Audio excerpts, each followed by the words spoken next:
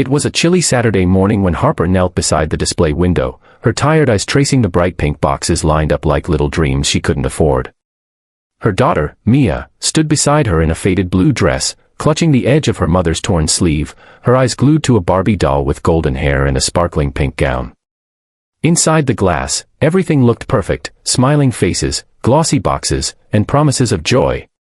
Outside, Harper's reflection told another story, one of exhaustion, struggle, and endless love wrapped in worry. She swallowed hard, feeling the sting behind her eyes. And then, with a trembling voice, she whispered, "Sweetheart, I can't afford a Barbie for your birthday this year. If you believe kindness and second chances can still change this world, then take a moment to like, comment, share, and subscribe to Kindness Corner. Because sometimes, it takes just one act of compassion to rewrite someone's story forever." Harper had never imagined life would look like this.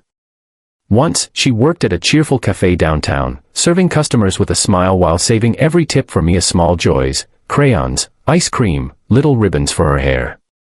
But when the cafe shut down after new management took over, Harper found herself jobless with overdue rent and barely enough food to last the week. Her husband had left years ago when Mia was a baby, leaving her with nothing but a note and a mountain of bills. Yet she fought, every single day, working odd cleaning shifts, folding laundry for neighbors, and skipping meals so her daughter wouldn't go to bed hungry. Now, as Mia's 6th birthday approached, Harper wanted nothing more than to give her something special. Mia had been talking about Barbie for months, how her friend at school had won, how she wished she could brush her hair and dress her up. But Harper's wallet held only $8 crumpled. She tried smiling when Mia asked again, but her heart ached knowing the truth, she couldn't even buy a cake, let alone that doll behind the glass.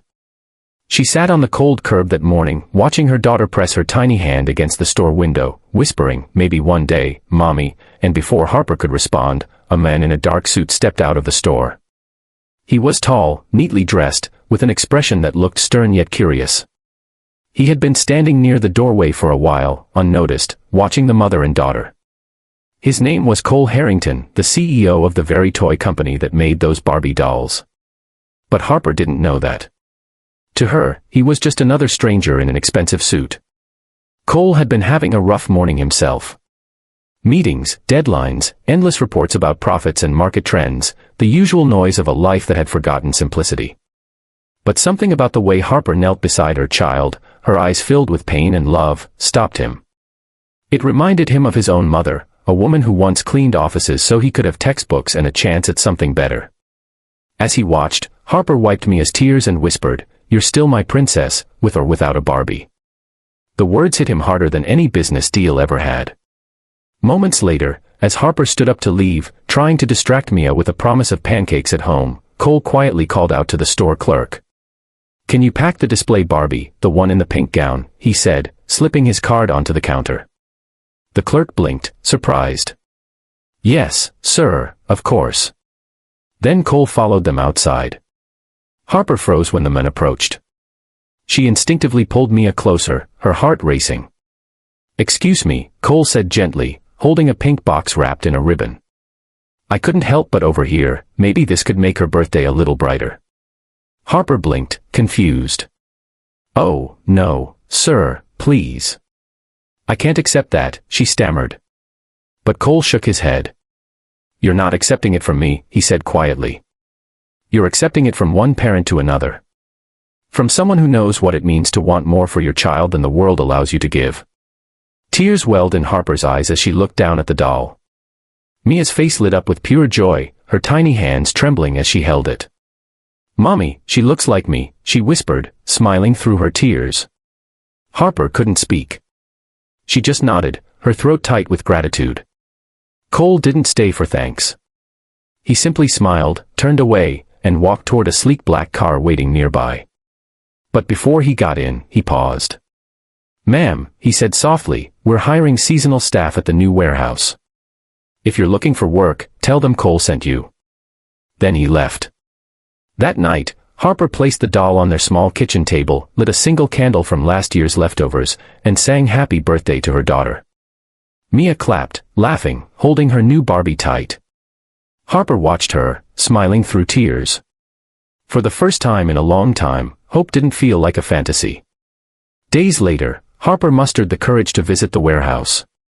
She didn't expect much, she had no references, no polished resume. But when she mentioned Cole's name, the manager's eyes widened. "You're the woman he talked about," he said warmly. "We've been waiting for you." She got the job that very day. Months passed, and Harper's life began to change. She worked hard, earned respect, and slowly built a stable life for Mia. She found herself surrounded by people who believed in her, co-workers who became friends, a boss who supported her growth, and a daughter who never stopped believing in magic. One evening, after receiving her first steady paycheck, Harper took Mia back to that same store window. "Remember this place?" she whispered, smiling. "It's where our story changed." Mia looked up at her mother and said, "No, Mommy, it's where you changed everything." Sometimes, it isn't grand gestures or miracles that change a life. Sometimes, it's a moment of compassion, a stranger's quiet kindness that turns despair into hope. Cole never told anyone about what he did that day. But for Harper, it became the turning point she had prayed for in silence every night. Before the ending, tell me in the comments, what would you have done if you were in the CEO's place? Would you have stopped to help, or walked away like most people do?